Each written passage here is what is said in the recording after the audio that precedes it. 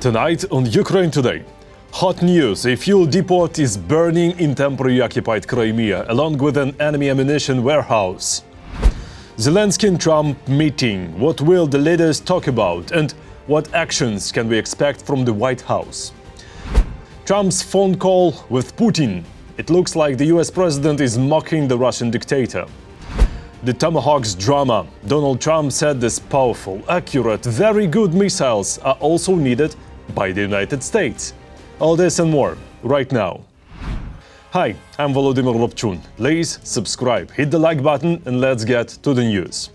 Let's start with the hot news. A fuel depot is burning in temporarily occupied Crimea, along with an enemy ammunition warehouse. This fire didn't start by accident, it was caused by Ukrainian drone strikes. The occupiers report the attack but try to hide the hits. Yet the footage speaks for itself.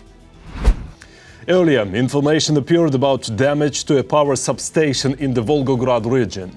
And that's just one example of Ukraine's mirror response to Russia's attempts to plunge the country into darkness and cold. More on the efforts to stop Russia's war. Next. A powerful attack by Ukrainian drones.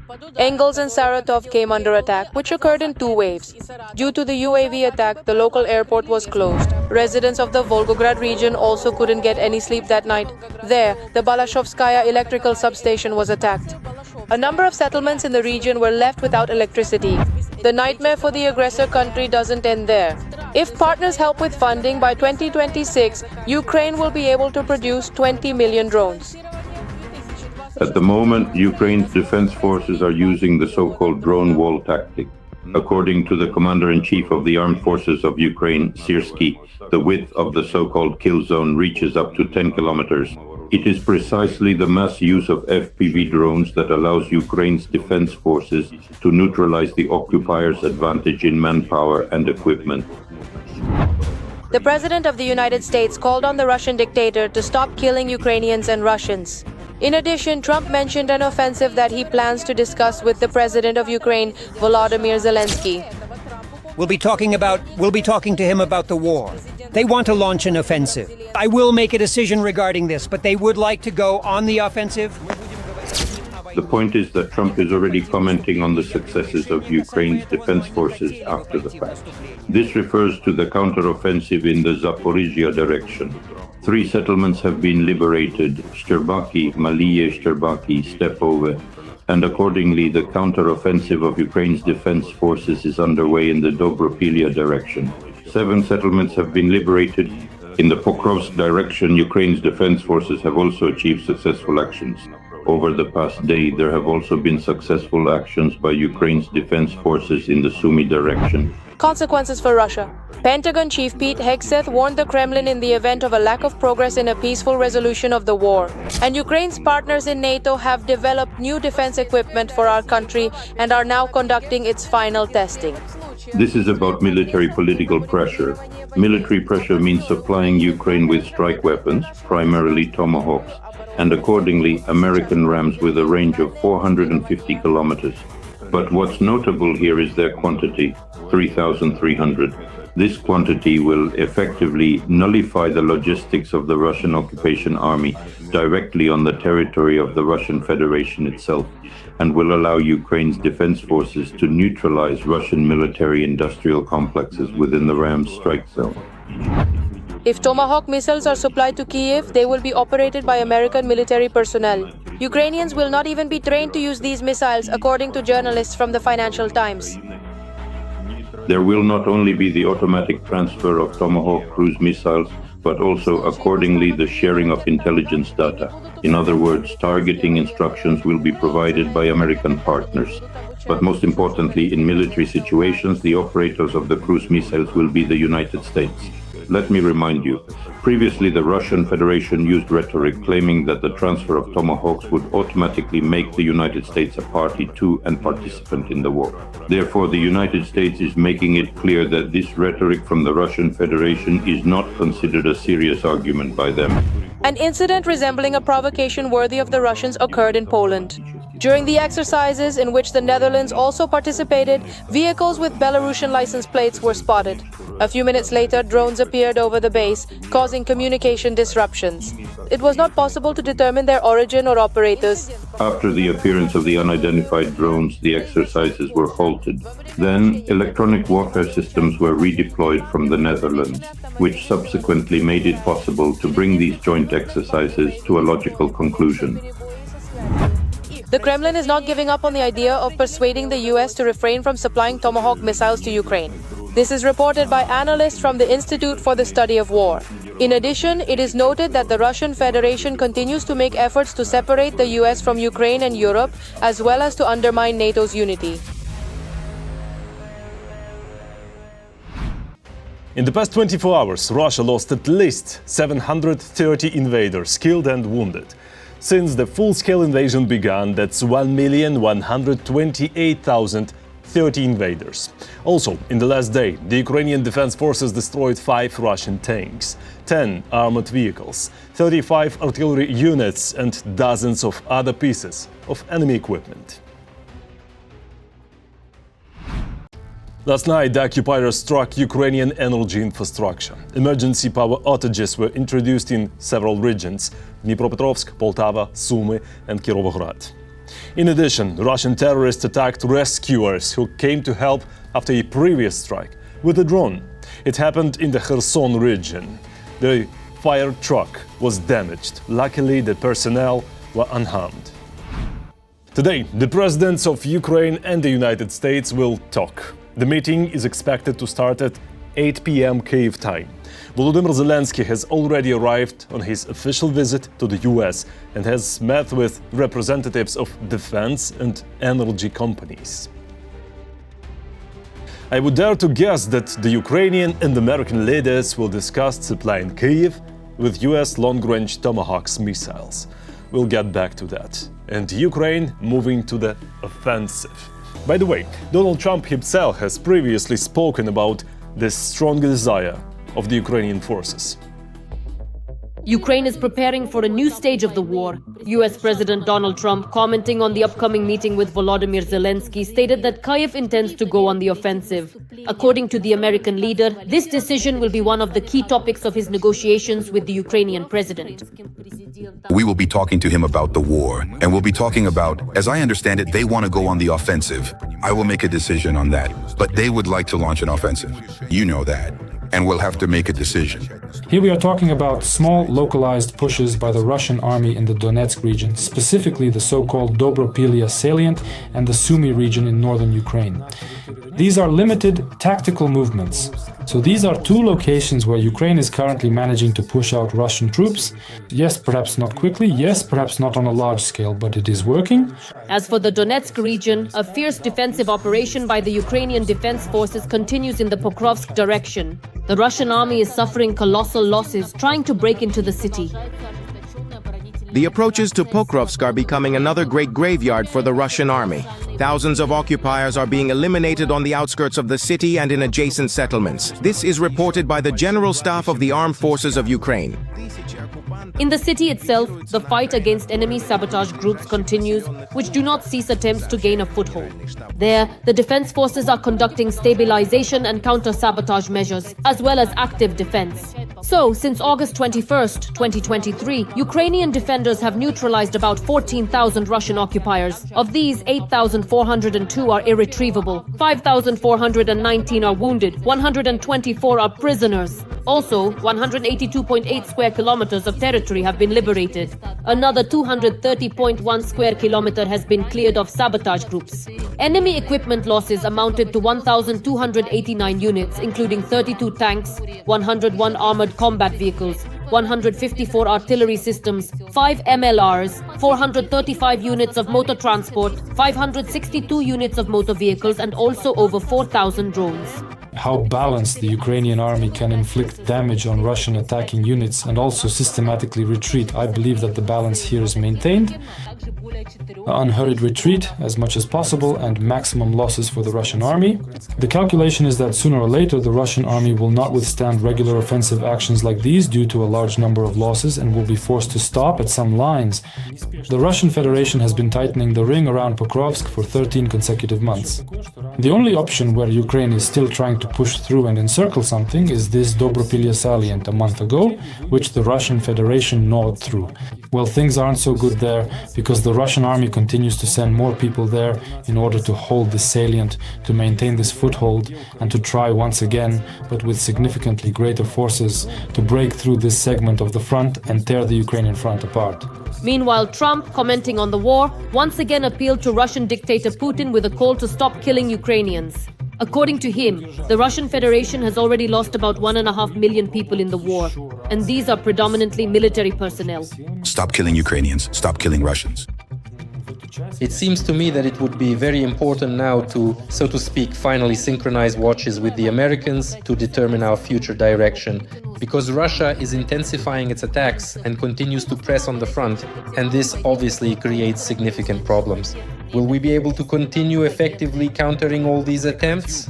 Especially since the Russian Federation continues to receive support from countries that have also challenged the modern world order. The question is, how much can we hope now for a peaceful settlement in the foreseeable future? Trump will indeed change approaches and vision regarding how a peaceful settlement can be achieved. Or will this be a different story, a longer-term perspective? Thus, the upcoming meeting between Trump and Zelensky becomes a key moment. Much will depend on it. Not only the future situation on the front, but also the coordination of military support and the development of a strategy capable of containing Russian aggression and strengthening Ukraine's position in this war. Ukraine is fighting for freedom. Support independent Ukrainian journalism so we can keep telling the truth about Russia's war. Click the link in the description to become our sponsor. Now is the perfect time to subscribe to the channel and like this video. Please also share it so more people can see it. Thank you and glory to Ukraine. Ahead of the Zelensky meeting, Trump had a phone call with Putin. Reports say the Kremlin initiated it. The first post from the US president appeared while the call was still ongoing. Apparently, Trump found it more interesting to fiddle with his phone than listen to the Russian dictator. Later, the White House chief posted again, saying he would meet Putin in Budapest. Next week, a preliminary meeting of US and Russian officials will take place. Washington will be represented by Secretary of State Marco Rubio. Tomahawks are also needed by the United States. The US president said this speaking to the press after his call with dictator Putin. According to Donald Trump, the US cannot deplete its own stock of these missiles. You know, we need Tomahawks for the United States of America, too. We have a lot of them, but we need them. I mean, we can't deplete for our country. So, you know, they're very vital. They're very powerful. They're very accurate. They're very good, but we need them, too. My favorite part. He said a lot and nothing at the same time. Does this mean the US will not sell Tomahawks to Ukraine? No. Does it mean they will sell? Also, no. What does it mean?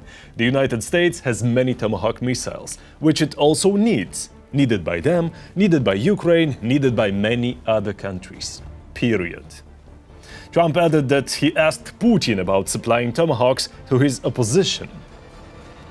I did actually say, would you mind if I gave a couple of thousand Tomahawks to your opposition? I did say that to him. I said it just that way. He didn't like the idea. He really didn't like the idea. No, I said it that way.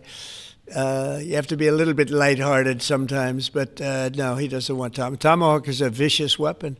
It's a vicious, offensive, incredibly destructive weapon. Nobody wants Tomahawk shot at him. It looks like Trump is mocking Putin while simultaneously promoting US weapons, returning to his words about having many Tomahawks. I think the US budget will soon receive billions of dollars from selling these long-range missiles. And Putin? Well, Putin will move the so-called red line again. Every voice matters. Join our community, support independent journalism and help us bring you the truth from Ukraine. Become a member of Ukraine today. Join us now. Meanwhile, Russia is spying on NATO underwater. A Putin submarine was quietly near the coast of France but had to surface. It broke down, as often happens with Russian equipment. What happened next? More in our story. A Russian submarine was detected by the Swedish naval forces in the Baltic Sea. The military reported this on social network X. According to the agency, the vessel entered the Baltic Sea via the Great Belt Strait and was later spotted in the Kattegat Strait between Sweden and Denmark. Air Force units and fighter jets escorted the submarine. The Swedes called this incident nothing more than a routine mission. The country's navy did not disclose the name of the vessel. It is only known that it is a multipurpose diesel-electric submarine of the Kilo class, according to NATO classification. The submarine Novorossiysk belongs to the same type, which recently embarrassed the Russians worldwide when it unexpectedly surfaced off the coast of France. By many characteristics, this is the best submarine not only in the Russian fleet, but also worldwide. Its engine operates quieter than the sound of the sea outside, meaning the vessel can remain undetected on NATO radar screens. The submarine itself is so well designed that it's rightly called a black hole. I believe detecting this submarine will be a major problem for any potential adversary. This is how, 10 years ago, Russian propaganda spoke about the lead ship of Russia's modernized submarine project. The Novorossiysk was built specifically for the Russian Black Sea Fleet. Media enthusiastically claimed the vessel could sink an entire group of enemy ships. But now, in 2025, it seems it's preparing to sink itself. According to Vechko GPU, due to damage in the Novorossiysk's fuel system, while on combat duty in the Mediterranean, fuel is leaking directly into the bilge. There are no repair parts or qualified specialists on board, and the crew cannot fix the malfunctions. This serious accident has led to other problems. The accumulated fuel in the bilge is an explosive hazard. The source suggests the crew has no other option but to start pumping the bilge directly into the sea. To solve the problem, as they say, they'll have no other option. They'll have to pump this water diesel mixture overboard. Well, in principle, yes, of course, if this starts from planes, and undoubtedly anti-submarine aircraft are tracking the submarine, the Mediterranean Sea is, generally speaking, quite a densely populated area with military vessels from various countries. This will be easily noticeable by a large rainbow-colored slick. So, essentially, everyone is now observing this. But it's worth noting that for a submarine, a vessel about 70 meters long, this isn't a huge deal, not massive volumes, although, of course, any environmental pollution is absolutely unwelcome. Now hundreds of international experts are monitoring to ensure the Russians don't provoke an ecological catastrophe. Russia's Ministry of Defense is boasting, saying no emergencies, everything is as planned. At the same time, they forget to clarify what exactly the vessel was doing in the Mediterranean Sea if the withdrawal of the last submarine was reported back in January. And are there Novorossiysk caliber missiles on board, which the Russian army launches from such submarines?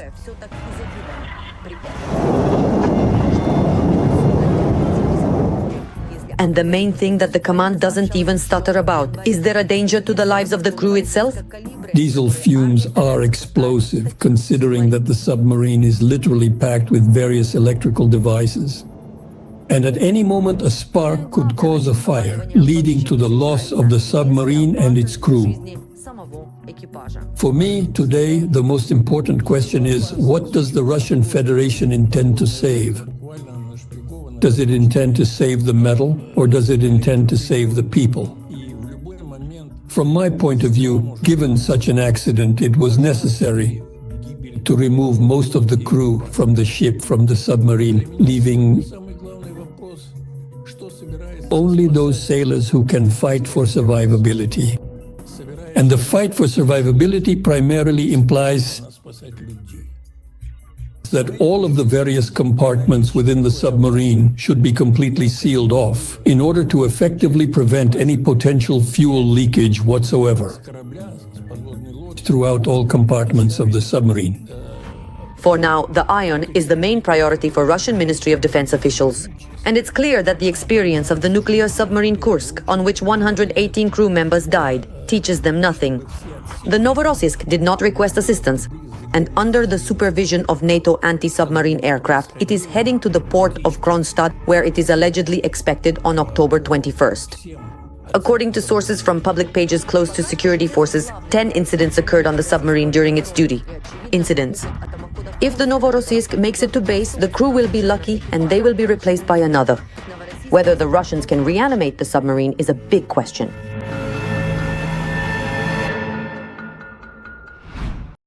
Finally, the EU's plan to prepare for Russian aggression. These are large-scale steps, taking into account many nuances of a possible future armed conflict with the terrorist state, Russia. Preparing for this will take at least 5 years. All details next. The EU is preparing for war with Russia. Europe, which we have all loved so very much, it is slowly disappearing. Bloomberg reports that the EU will launch a large-scale defense reform to be ready for war by 2030.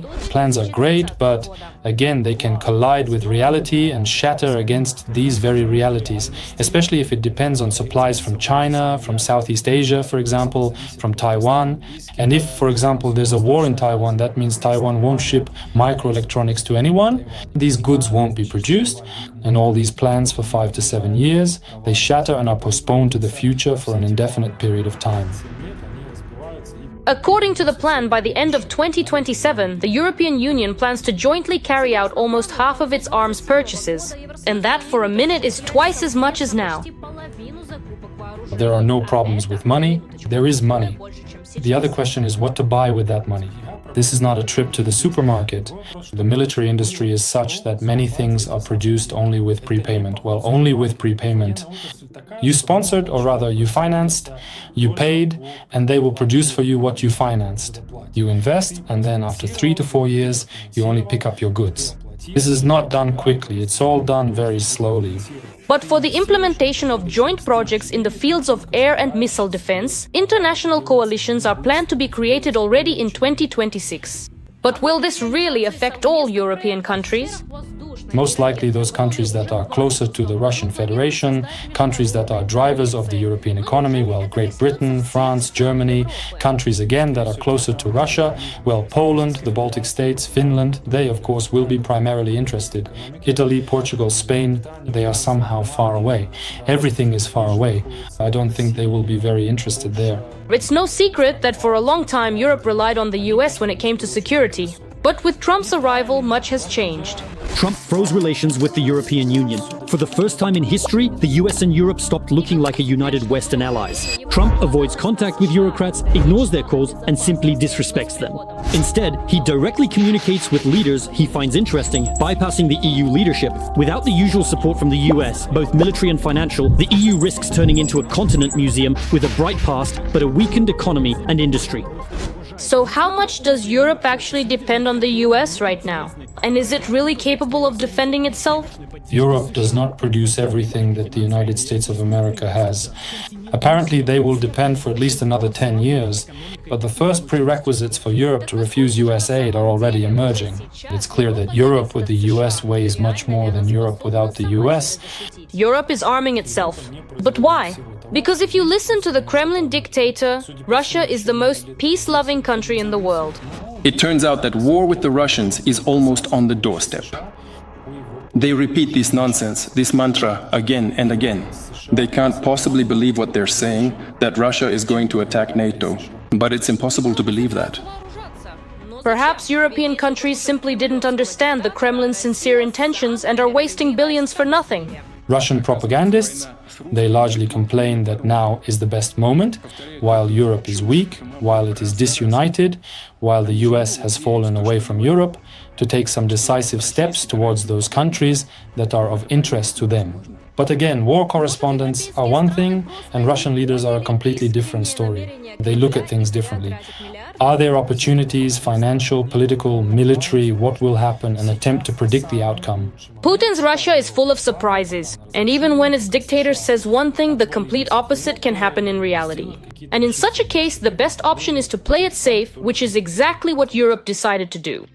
That's all for today. Thanks for watching. Thank you for your support. Strength to Ukraine's defenders. Glory to Ukraine. Don't forget to like, subscribe, comment and share. See you next time.